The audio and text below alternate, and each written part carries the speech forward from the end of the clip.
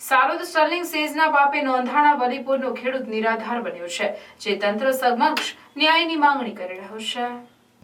વલીપુરના રસિકભાઈ વાઘેલાની જમીન આવેલી છે। વર્ષો પહેલા સારોદ સ્ટર્લિંગ સેજ દ્વારા રસિકભાઈની બાજુમાં આવેલ જમીન સેજના અધિકારીઓએ માટી ખોદકામ કરેલ, જેને લઈ રસિકભાઈની જમીનનું મોટાભાગે ધોવાણ થતા 2.5 એકર જમીનમાં ઊંડી ખાઈ પડી કાંસનું સર્જન થતાં ખેતર બિન ખેતીલાયક બનતા જાડી ઝાંખરા ઉગી નીકળ્યા છે। ધરતીપુત્રે આ બાબતે રજૂઆતો કરી પણ પરિણામ શૂન્ય છે।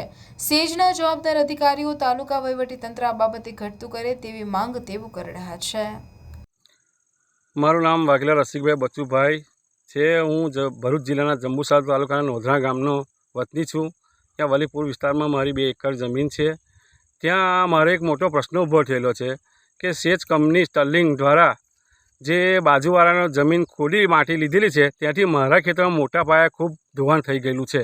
ત્યાંથી હું 15 વર્ષથી જમીન ખેડી શકતો નથી અને મારું જમીન વંજર જેવું થઈ ગયું છે અને કાંઈ પાક લેવાનો સમસ્યા ઊભી થતી નથી।